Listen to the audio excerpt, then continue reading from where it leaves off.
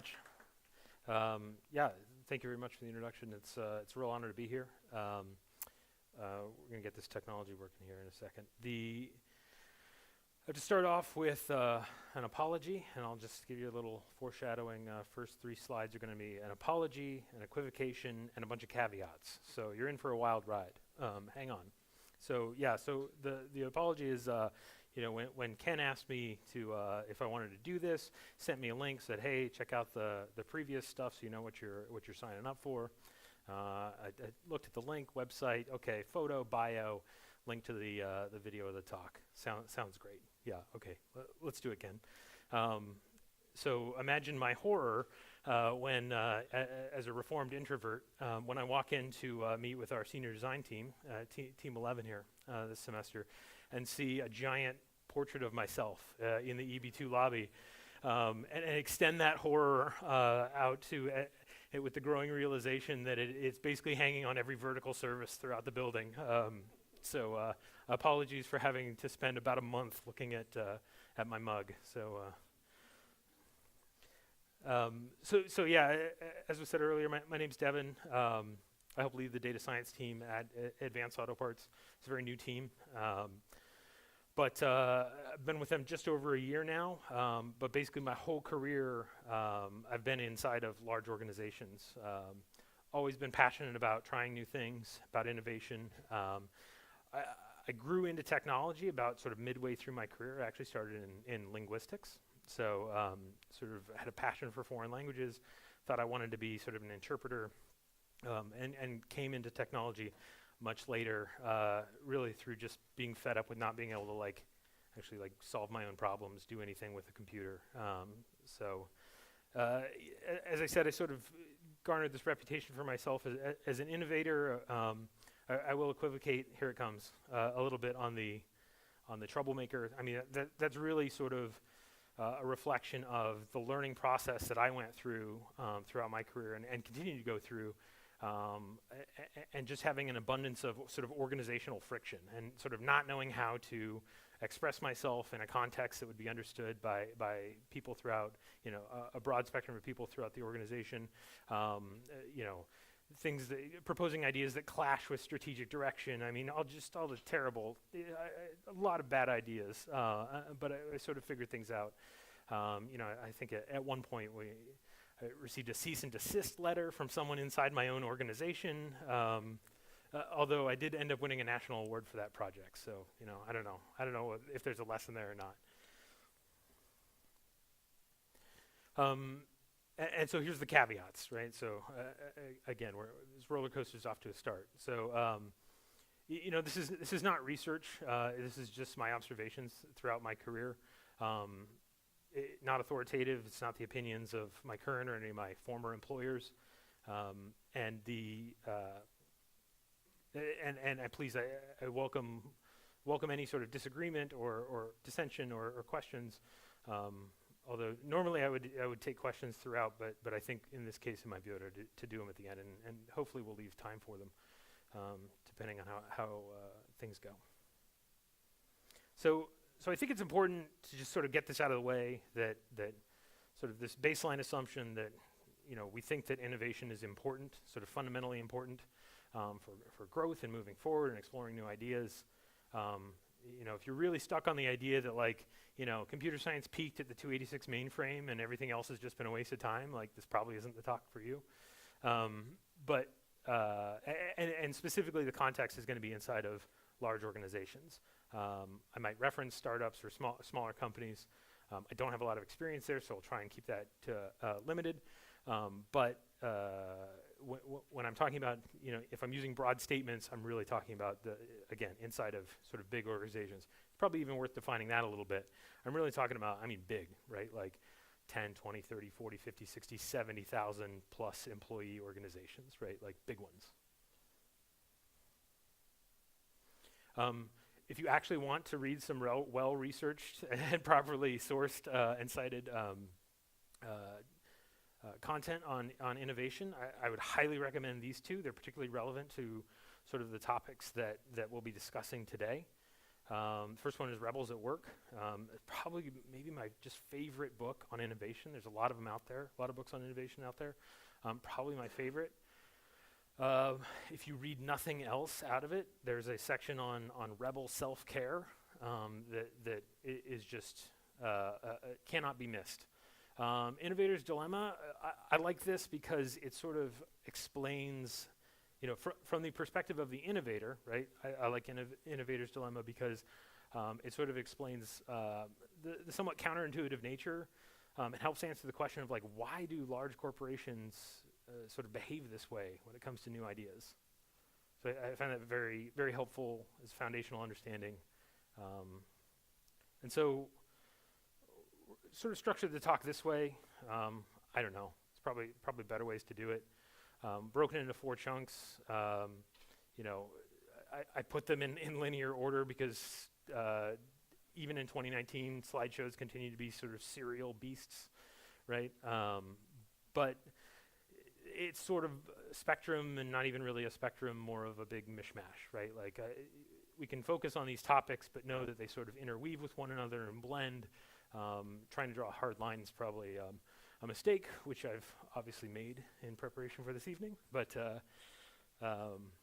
these are sort of the main things that we're going to be talking about. So we want to sort of build an understanding for large organizations and sort of how they operate, why they operate that way. We want to sort of build an empathy for the people, because organizations are made out of people, right? And we want to sort of build an empathy for the people involved, because you're going to have to deal with them. Sorry to break it to the computer scientists, but you're going to have to talk to people. Sort of some tips on how to actually get up and running and be able to take some action. And then, really one of the important parts is how to do so with impact. And we'll talk about specific strategies that I've found is useful for taking impact, thinking about where to find opportunities and whatnot. So let's start with the understanding. So, okay, big monolithic corporations, right? They're massive beasts. They're everywhere. They do everything.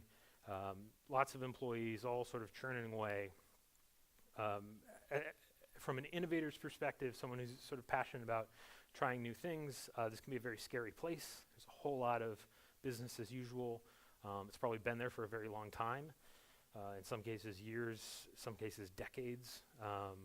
So from someone trying to introduce and passionate about introducing new ideas into that space, it can be frustrating. And so what we're going to do here is just sort of hopefully build a little intuition for some of the underlying factors. So here's a quote from everyone for all time. Is this question of why is this so hard, right? And clearly there's no one answer, right? Because if there was, we probably would have figured it out by now, right? And that would just be how do you do innovation? Here's how you do innovation right here. Just read the book. There you go. Nobody's come out with that book, although they claim to. Usually to sell the book. But this question keeps coming up. So this must be quite complex, even though it looks simple on the surface. There must be a whole lot of factors and context that go into answering it. And the answer is probably not the same for each organization, for each person. So one of the big things inside of a large organization is a strong support for the status quo. We can sort of think about sort of how the business is structured and managed across sort of the 3 Ps, right? So make sure I get them in the order I actually put them on the slide. Okay, so product, so whatever the organization produces, whether it's a service or a good, whatever that is, it's meeting customer demands, right? They're making money. It's selling, right? Yeah, maybe sales could be better. Maybe maybe there's room for improvement, but they're making money, and in some cases they're making a lot of money, right? The processes have been honed, not to necessarily imply efficiency, but they've been honed and changed and adapted over sort of multiple business cycles, multiple generations. There's reasons behind each of those changes. And again, these processes have been in place for years or even decades. And then finally, the people. Pretty much, if you're new to a large organization, everyone who's not in sort of your onboarding class with you has probably gotten to where they're at based off the way things currently work, right? They've been rewarded for that, they've been promoted for that. And so it's really important to keep that in mind as we look for places to have an impact, right? I sort of touched on this already a little bit, but you don't get to be a multi-billion-dollar corporation without getting some things right, and finding a niche in the market, knock stuff over, and being able to produce, answer market demand, right? Sell goods or services for more than it costs you, right? Like you're a money-making machine if you're that large, and so the result is that new ideas can be sort of subjected to this lopsided and maybe even called unfair risk versus reward sort of calculus, right? And so if we could sort of think of this like if you're on a diminishing returns curve, right? Something normal. And if you're in the startup world, you're here, right? You're like, we're going to go make $40 million.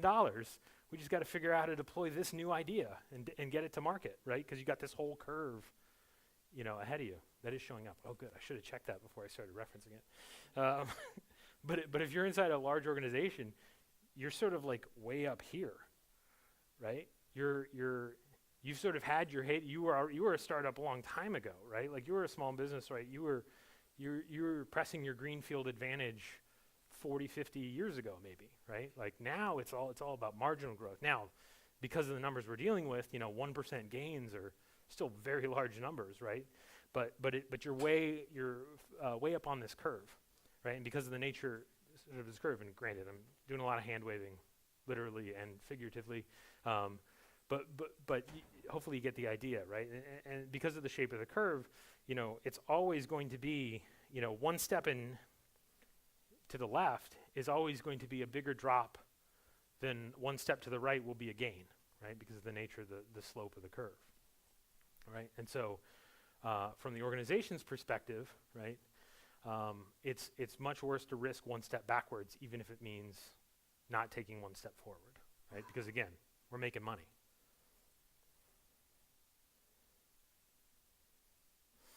Oh, this one.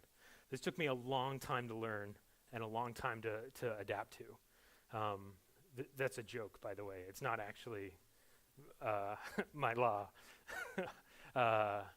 Can it be? Academics? How do we do that? Okay, let's circle back later and figure out how to make that happen. Here's the thing about large organizations, I mean really big ones, right, is that they sort of do everything. Everything that they've already decided is in their universe, somebody's in charge of. Somebody somewhere in the giant tree org chart is already in charge of that. That's their job. They may not actually do it, but it is their domain, right? In the startup world, you probably have, small businesses, there's things that you understand you might get to eventually, right? But you're not going to worry about right now, right? Like payroll, yeah, okay, we'll do payroll at some point, but right now we got to get this server stood up, right? It's totally different in a large organization, and what this means is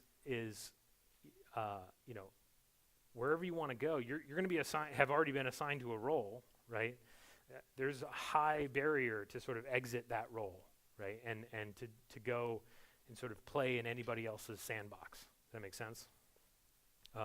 Because again, from a bureaucratic perspective, from an organizational perspective, they think they have it all covered. So at this point, I've painted a pretty dour picture of large organizations. If you're someone who prides themselves on sort of coming up with new ideas and innovating, you might be asking yourself, why even bother? Probably a fair question at this point. So let's endeavor to answer that. And there really are some upsides, significant upsides to working in large organizations that I've found. right? Because of that broad scope that we just talked about, that sort of all-encompassing spread, there are opportunities everywhere. Because obviously, even though they say they cover everything, you can't possibly actually do everything, right? Which means there's opportunities everywhere, and someone already built in who's going to care about those opportunities, right? Which is exciting. There's also significant resources available. If you're able to sort of motivate some movement, they can bring tens of thousands, hundreds of thousands, even millions of dollars in investment to bear very quickly, right? To move ideas forward. And again, the potential for impact, because of the size of the organizations, can tend to be very large. Again, you sort of mentioned earlier, if you have a 1% gain on a $10 billion company is a whole heck of a lot of money, right? Not that money's everything. So moving to sort of our next section, want to talk about, again, organizations are made up of individuals. I think it's really important to sort of always keep that in mind and be able to separate the two, because you can get very frustrated with the way the organization works. You have to take it out on are the people that work there, right? Which I would not recommend. So hopefully through building a little empathy and a little understanding for their own motivations, we can avoid some of that, and instead of working at odds with them, we can learn how to work with them. So, yeah, I mean, at the most fundamental level, right? Like, remember that they're people too. They're rational actors. They have their own. We sort of talked about the organizational risk versus reward. It's probably not all that different if you're talking with someone who's been maybe in a position for 10 or 20 years, the same organization, maybe even in the same or similar role. Their appetite for risk may not be the same as you, the recent college graduate with all the cutting edge technical skills. When you start talking to them about your ideas, it may be very scary, maybe very confusing. Knowing that you can have that effect, I think, is important going in to try and avoid it. Because ultimately you sort of end up, right, again, we sort of talked about in the organizational context, the sort of inherent understanding that innovation is important. At an intellectual level, the individuals you'll be dealing with, they understand that too. But again, they're held accountable for business the way it's currently done, right? What we call KPIs, or the metrics of success, that they're held to are based off of business as usual, right? Taking a step in a different direction puts that at risk, because what you're asking them to do is something that's fundamentally unfamiliar to them. So let's go through a little exercise. First time trying this idea out on a large audience, which is the perfect time to do it. So let's go. So if we look at this scene here, if I asked you to tell me, how far is it to the edge of the street, you could do that pretty easily, right? Because we see a trash can, we're familiar with trash cans, we know about how high it is. We see a person, okay, we can probably make some good guesses about how tall they are, right? So the person's about 6 foot, so standing next to a light pole, it's maybe 12 feet. We understand what's going on in the scene. We can sort of even use that to maybe extrapolate how wide is the street. We have some good perspective here, so we can tell very easily and very quickly which buildings are further away from us, which buildings are closer to us, as well as have at least some sense of the relative distance between the buildings. How much further away is the third one on the left from the one closest to us? Begin to notice, right, the phenomenon that as you really go far down the street, our ability to sort of calculate these same factors begins to diminish. Everybody with me so far? Okay, so now we're going to expand the scale, right? So it's like, okay, well, what do we have that we understand that we're familiar with? All right, I see a road down there. Maybe I could estimate. I could say, okay, I roughly can guess it's probably a 2-lane road. Probably have some guess about how wide that might be. Maybe I could use that. I see a bunch of trees here in the foreground, although that's still quite a distance away. Maybe I could use that to guess how tall the trees are. As we continue to move back, again, I'm still able to tell what's further away and what's closer to me for the most part. But you really start to lose detail and clarity as you go. And anybody know what's on the other side of the mountain? No, of course not, right? Like we have no idea what's out there. It could be more mountains. It could be a city like we just saw. It could be anything. Okay, now let's really stretch it out, right? Now it's, which, can anybody tell me, which is closer? This one or this one, right? Like, no, of course not, right? Like, there's probably a difference in those distances. There's probably a massive difference in those distances, and we have zero ability to tell them apart. Maybe the one on the left is a planet, and the other one is, a blue supergiant. Those are wildly different things, and yet to us at this distance, at this perspective, we really can't tell them apart. Cool? All right. And so we can sort of also we can then model this sort of phenomenon, right? And I think use it to explain a lot of the discomfort and fear around new ideas. It's basically the same sort of distance idea, right? Is that the things that are close to us, we're comfortable with. We have that sort of intuition for like, okay, I get a sense of what might be involved in a task that's firmly in sort of the easy side of the spectrum, right? I can break down the components fairly well, right? Whatever it is, and I can probably give you an estimate of how long that task might take me, right? If you give me something sort of in the hard spectrum, like I might have to think about it a bit more, might not be able to answer all the questions until I solve some initial problems, right? Like in project management, you might call this like the cone of uncertainty, right? Like, well, I know what I can do today. I'm pretty sure I know what I can do by the end of the week. As to what we can accomplish in 3 months, let me get back to you, right? But then all the way on the far right, like you're over the horizon, right? There's this end of the spectrum where people just have no idea, no reference, right? They're way out of their depth. And particularly as technologists, in large organizations, usually full of not technologists, right? And so you're going to have conversations with people and you're going to explain things that are in your green zone and their red zone, right? You're like, yeah, no, we'll just go on to AWS. We'll just spin up a cluster, right? We'll just pull down a couple terabytes of data from S3, right? We'll get cranking on this, no problem, right? That they have no frame of reference for what you're talking about, right? Like you're often in impossible land for them, right? So having that empathy and understanding the impact that your knowledge can have, I think is very important. I'd encourage you to keep this model in mind. I think it applies. Well, it's very general, so it applies all over the place, right? There's 3 components to it, so. Okay, so enough about empathy. Let's talk about actually like doing something. Let's take some action.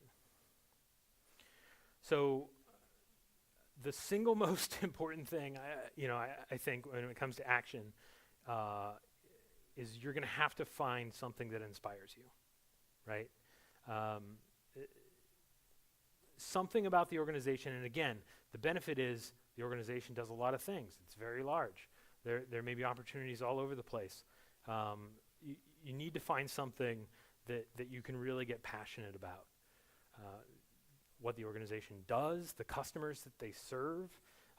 Maybe it's just helping people, right?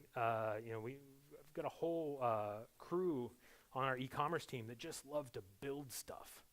Right, like give them a halfway decent problem and then just let them loose, right? And they just love to build. You've got to find that spark, because this is not going to be an easy road. Sorry, like it's just not. You're going to have to sort of grind it out. There's going to be times when it's really hard. There's going to be times when you think the idea is done. So you're going to have something that can really sort of pull you through and across the finish line. Plus, it gives you something to talk about, right? Some reason for trying so hard, right? And I think we'll touch on this a little bit later, but that's an important part of sort of telling the story about your innovation. Second thing, make friends, right? Remember that little spectrum we looked at? Yeah, it applies to you too. Like, sorry to break it to you, right? Like, no matter how many things are in your green area, no matter how many topics you could teach right now if you had to, there are many more in the red space, right? That's just how it is, right? And when you're entering into a business, a very large business that does maybe a lot of things and maybe has been doing those things for a very long time, there's going to be a lot of things that you really need to know that are still in your red space, right? So the best way to sort of get at that is to make friends. A little bit of a secret just between you guys, me, and all of YouTube later.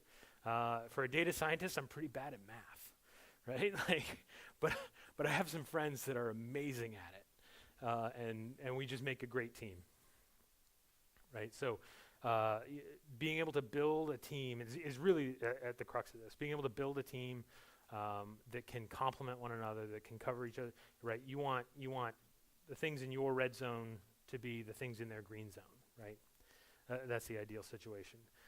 Being able to do this will take you very far. The other two things, storytelling and prototyping. These are incredibly powerful, and the better you get at them, the more impactful you'll be, the more success you'll have as an innovator. So for storytelling, you really have to have a vision. And think back to the inspiration slide. To have some reason why this new idea is so important, right? Because remember, new ideas represent risk, right? So you have to have something, right, that's going to inspire people to take a chance on you, right? And to take a chance on your idea. You really need to get good at talking about it in a compelling way. Again, leveraging that vision, at least as a kernel, right?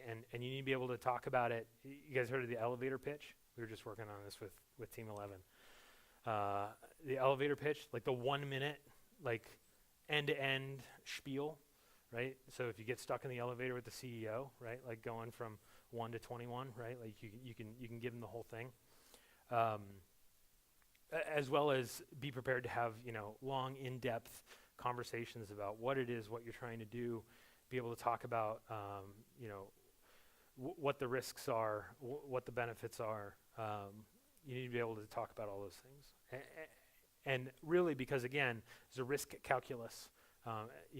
You can get their attention with something sort of human and impassioned, but you're really going to need to sell it to them on a business side with something that makes sense to them, right? That they can that makes their lives easier, that improves. You want to build a sandcastle in my sandbox. You better tell me why this is going to make my life better, right? Prototyping is this other thing, right?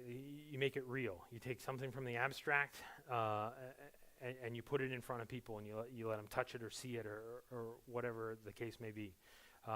It allows you to demonstrate value quickly, even at just the proof of concept level. It builds trust that, like, okay, all right, like I still don't really understand this whole cloud thing, but clearly he's doing something and he's getting back the right answer. Okay, all right. And again, it can sort of act like a map for that the distance on the other side of the mountain, right? Like I still don't know what's out there. I still have never been there. I don't have much reference for it. But if you can give me a map of what's out there and sort of walk me through it, I'm going to be a whole lot more comfortable. Make sense? Everybody with me? All right. This model's doing okay. All right, I'm happy. God, I love this picture. Let's talk about impact, right? So it's one thing to like do stuff. We want to actually like get stuff done. More so than like the kid, face planting on the sofa while his parents talk to the president. But yeah. So we talked before about a breadth of opportunities that tend to exist inside of large organizations, and here's where we're going to begin to unpack that a little bit. Two main areas that we're going to really explore are gaps and inefficiencies. The good news is you should find them everywhere inside of large organizations.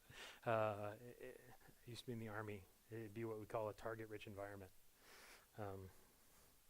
So, all right, let's talk about gaps first. We're going to just take gaps. We'll talk about inefficiencies here in a second. Let's just talk about gaps, right? I would propose one way of thinking about them would be using sort of a 2x2 like this, right? So we sort of put, know-how on the horizontal and sort of awareness on the vertical, right? And so, whatever problem it is, whatever solution it is you're trying to work with, right? You can probably sort of map it somewhere on here, and that's going to, I think, give you some good insight into how you might want to approach your particular challenge, your particular innovation, right? So if you're in the upper left, right, where we know we have a problem, right? We know this is an issue, and we just don't know how to solve it. We don't know what to do about it, right? I've talked to many shops, many teams that have spent a lot of time, copying text from one electronic document to another electronic document, just because they're very aware that that's probably a terrible way of doing things, but it works. We're making money, and we don't know how. Nobody here has the skills to do it any way differently, right? So from a skills gap perspective, you can plug it yourself. Okay. You might also consider, this also opens up other opportunities that may even have a larger impact. Like, is it better to write them some Python code or maybe some VBA scripts? Or is it better to spend a couple lunch hours, over a couple of weeks teaching them VBA, right? Different approach, at least the same impact, if not greater, right? Sort of circling around clockwise, right? So we would be aware of a problem, and we know how to fix it. We're just not going to fix it, right? More of a priorities gap, right? These decisions, this is harder, right? This is harder to sort of get into from an innovation perspective. Again, because they're aware of it, they at least think they understand sort of what's involved, and they're making the deliberate decision not to address the problem. Now, it could be that their calculus is off because their information is old, because the last time they touched the technology, maybe it was a lot harder. We didn't have the tools that we have today. So there can be discussions there. Because, maybe it's a lot easier, it's a lot lower cost, and therefore it should be something that we should go ahead and tackle. Is it a requirements gap, right, where they know what needs to be done, the knowledge is there, right? So we have people who can do this, but nobody's asked us to do it, right? We need to get that. And so the way you might address that is like, well, there's already people who can do this inside the organization. Let's just help. My innovation is I'm going to grab the people in accounting and walk them over to IT, right? And say Ann in IT, this is Phil in accounting. Phil's going to tell you about a problem he's having, and why don't you put in a ticket on his behalf, and we'll get things rolling, right? And the last one, where you don't know how to do it, you don't even know what the problem is, the unknown. As an innovator, it's a lot more. This is a more attractive space, right? There's a lot of freedom to roam here. It's a little harder. Again, thinking back to sort of the theory, the theory of bureaucratic completeness, right? Like, whatever solution you come up with, right? Whatever you say, actually we have a problem here that nobody's ever thought of before. Somebody owns that space, right? And so there can be some human factors in terms of how you couch that, how you talk about it, who you bring into your team. Those might be great people. The people in whose sandbox that falls might be great people to bring on board and to get on your side, right? So this, I encourage you to take this away and use this as a lens for evaluating opportunities that we would consider gaps.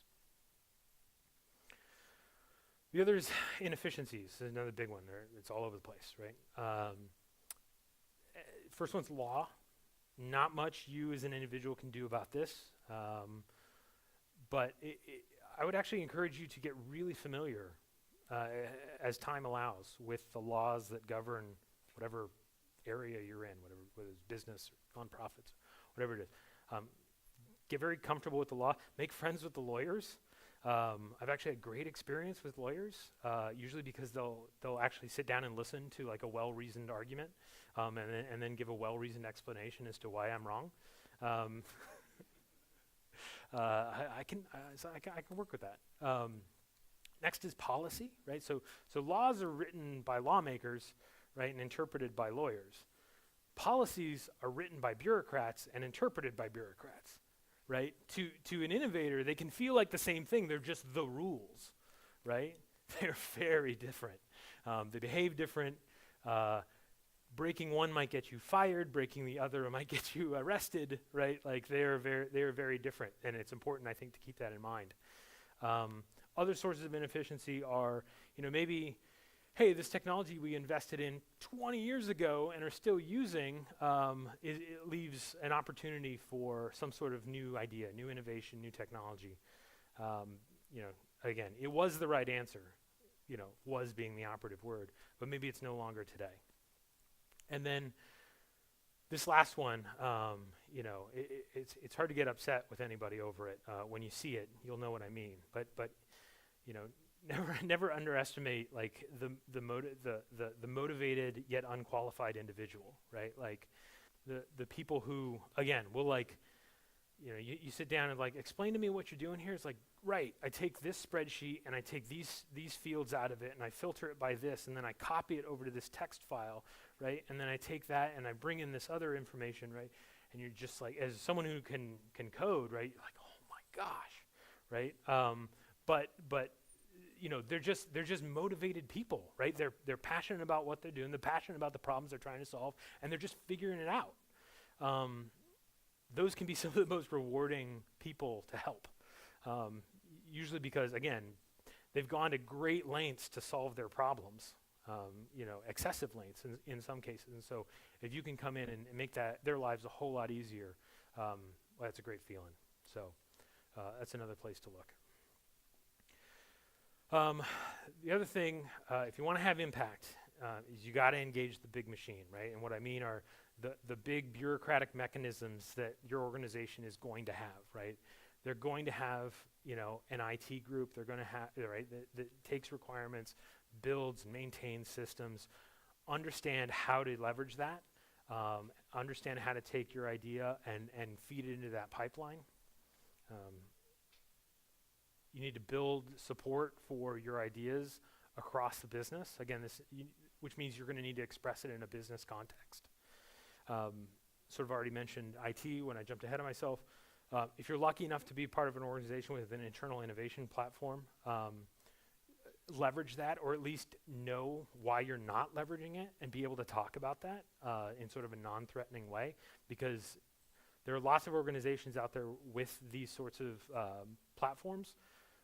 Some of them are not all that great, right? Some of them are just, a way, well, the impact of some of them is to simply sort of take new ideas in and then just crush them with process until there's just nothing left. Hopefully that's not it, but if it is, you should be able to talk about, again, in a diplomatic way, why you're not using that service, or even better, why you are using it, right? And actually be able to leverage that into some impactful innovation. So really, you're going to have to strike a balance, and speed is your friend. You really want to avoid getting bogged down. You're going to have to, and it's going to depend on the individual factors and your own tolerance for risk, not only with the technology you're dealing with, but with your own career. Everybody heard like it's better to ask forgiveness than permission, right? Because if I ask you permission, you tell me no, and I do it anyway. That's worse than if I didn't ask to begin with, and you catch me later. it's not always true, but you're gonna have to balance that, right? Like you can't. Well, one, at a practical, you can't ask everyone in a 70,000 person organization to sign off on your idea before you take step one, right? And so at some point you're gonna have to take your own initiative, but then also how far do you go? Do you take it to a prototype stage so that you actually have something tangible before you tell anybody about it? Which sort of feeds into the next one. Do you operate under the radar versus trying to get buy-in and support, or how fast do you want to move versus how many people do you want on board, right? And consensus. And really, sort of every time you're sort of you're making the choice to sort of operate without disclosing what you're doing, maybe fully, or when you choose speed over consensus, when you choose under the radar over buy-in, when you choose forgiveness over permission, you're sort of incurring what I would call sort of innovator's debt. It's not necessarily bad, right? Because some of those choices allow us to get going and allow us to build something that can actually blossom. But too much of it certainly is bad. Right, and so you're just going to have to strike a balance and keep an eye on where is my debt level? What are my credits? What are my debits out of that? Oh, this one, yeah. So another call out, policy mythology, right? Again, remember, it's not law, it's policy. It's the internal rules of the organization. They have a tendency to evolve over time, to grow, right? Here there be dragons, right? And become monstrous, and no, you can't do that because of policy. Always ask to see the policy. It should be written down. If it's not a policy. Read the policy, right? Get very familiar with it. Because the people who maybe are standing in your way, they may not have even read the policy, right? Additionally, some executive owns that policy, right? They're ultimately responsible for its contents. So if it's insane, like if it maybe made sense 40 years ago and it's still on the books today, you have someone you can sort of flag that to and like, is this right? And you're like, oh my goodness, no, let's change that or modify it or get rid of it altogether. Or maybe, yeah, it's right and you just got to live with it and you got to figure out. But yeah, policy, again, treated differently from law. This is far more malleable. You can talk to people and they'll change it. You know what I mean? It's a very different beast. Okay, how are we doing on time? All right, awesome, great. So let's wrap things up. This is also another tip I'd really encourage you to get used to, get comfortable with. Took me a long time to learn it, right? So when you're sort of trying to convince people that your idea has merit, that you've got some traction, right?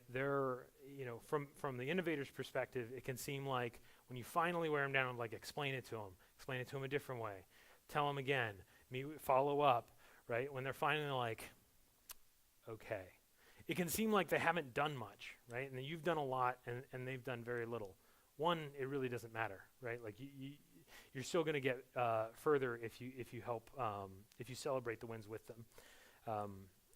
But two, they actually have done a lot, even if all they did was sort of greenlight it, all they did, right? Because they're taking a risk, right? Remember that sort of terrible demand curve I drew earlier? If you're not careful, I'll draw it again. But right, they're taking a risk just by sort of they're betting on you, right? That's sort of a big deal. And so the more comfortable you can get with standing on the podium with someone, with whom you may have clashed the whole time, right, but who ultimately was key to getting you where you wanted to go, being able to stand on the podium with them and raise their hand is not only sort of good practice, it's also very helpful as an innovator. You'll build a reputation for yourself. Not only, as being less risky, like, yeah, he's going to say crazy things to you, but just hear him out. And because remember that thing with the plaque hanging on the wall, the award we won? Yeah, we did that with him. Okay, all right? If you can make yourself less risky, it's this sort of activity that can take you very far down that path. Yeah, it's talking about how to innovate. I put here is like talking about how to have a conversation, right? Like, it's actually quite difficult to do. Like, I can get up here and tell you, like, you got to have eye contact, right? You should, speak clearly and ask questions about themselves, right? Like, try and engage them. But it's highly contextual. It's based on a lot of external factors. Overdoing any one of those ends in a bad result, right? You know what I mean? And so all the things I've sort of brought up today all need to be balanced, and you just need to practice it, right? Like, for any success I've had, there have been 10 or 20 terrible ideas that preceded it. It's also where your friends, making a good set of friends who know things that you don't and are smarter than you, can really help you out, because it keeps the circle in which that bad idea lives very small, right? Like, you say the thing, they say, don't ever say the thing again. And you say, like, right, got it. I won't ever say the thing again. Moving on. You can iterate very quickly when your space is small, right? Like, you can go fast, and you can get to those good ideas that actually might have some legs. And ultimately, sort of what I'll leave you with here is you got to take care of yourself, right? Like, you guys are sort of the next generation of technologists. You're going to go out there, again, find something to be passionate about. There's a lot of opportunities available, not just in large organizations, but certainly within large organizations. They can do a lot of good. They can move, quite literally, mountains in some cases. They need you. They need your skills. They need your brains. They need your ideas. For a lot of reasons we've sort of already talked about, they might fight you every step of the way. Doesn't mean they don't need you. But ultimately, you have options, right? Nobody has to put up with an environment that doesn't make them happy, right? With a job that's not satisfying. Obviously, there'll be up days and down days, but never before has there been so many opportunities for technology and the people who practice it. So do take care of yourself. Again, I would reference the Rebel Self-Care section of the book. It's just phenomenal. So with that, I'll take your questions.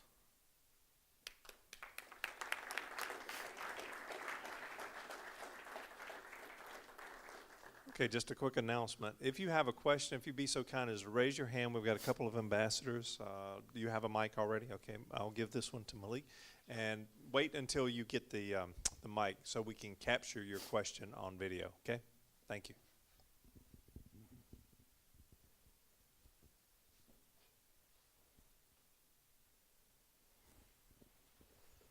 Hi, this is more of a personal question for you.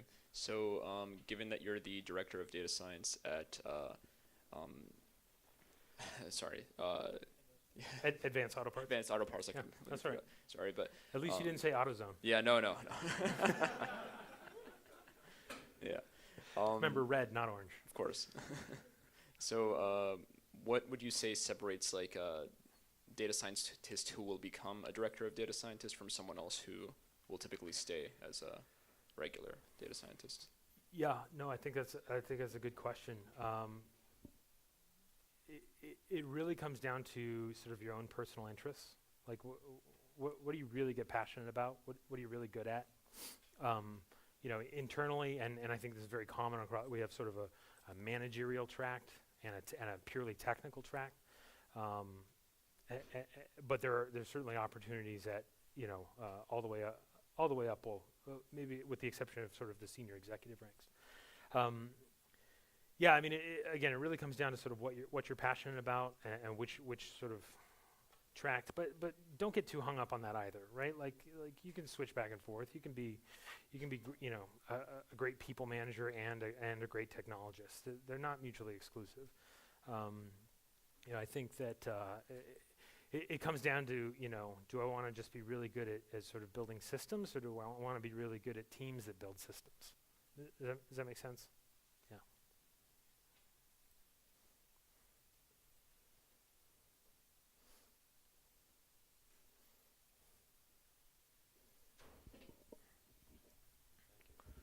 Thanks. Nice talk. Appreciate thank you it. very much.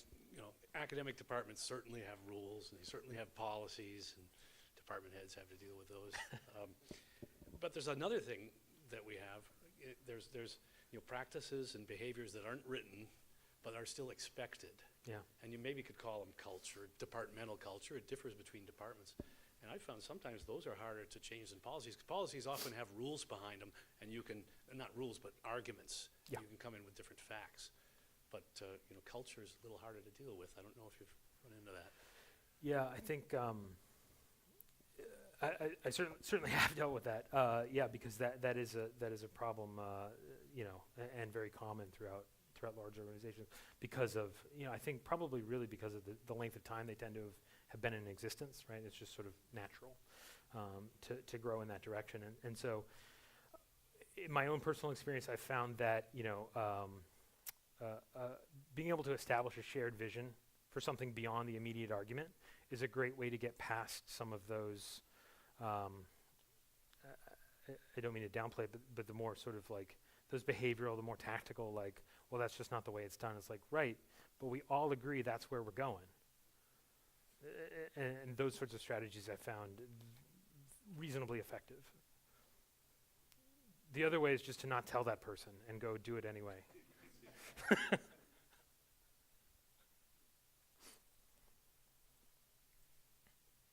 Anybody else? Oh. What innovative risks are you currently kept up at night by at your own company? So sort of touched on it in the intro is that, our team sits with sort of a broad mandate while we're using, cutting edge technology to optimize existing business, which is very large. We're a $10 billion company.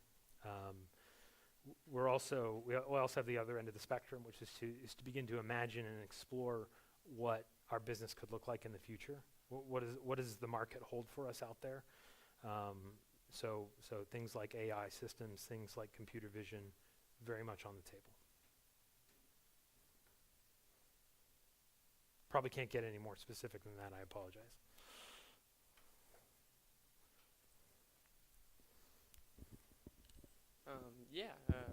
As someone who has worked as like an intern at a very large organization, Oracle, and getting after a while of being there, you kind of get comfortable and feel you can identify maybe gaps.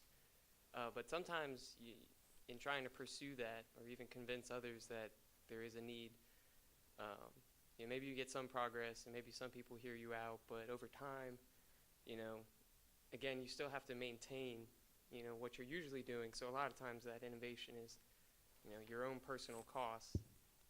So what things do you look for or, try to identify when you might be faced against a situation you might not win? And not to be like pessimistic, but like sometimes large organizations can only budge so much, and, maybe your innovation is just, so what should you look for? Sure. Yeah, no, I think you bring up a great point. And we, back where I used to work, we would have called it like, what are you willing to fall on your sword over, right? Like, you need to be very choosy about that moment or that initiative, because you don't get too many of those in your career. And so, yeah, if you remember that the business, speaking about large organizations, the business was here yesterday, it's here today, most likely it'll be here tomorrow, right? And so the people that you're working with, dealing with, interacting with, arguing with, will still be here tomorrow, right? Like, it's not like if this one thing doesn't happen, we're all going out of business and I'll never see you again, right? So if you find yourself sort of boxed in, you just have to let it go, right? If nothing more than the sake of like, I'm probably going to come up with another idea, and I'm probably going to need this person's help again, right? And so if I make an enemy out of them now, by sort of pursuing this point that's not going to go anywhere, right? I'm closing doors for myself in the future. Mm-hmm. Potentially an unsatisfying answer, I realize, but hopefully helpful. Wasn't the most positive question, but no, thank you. Those are good points.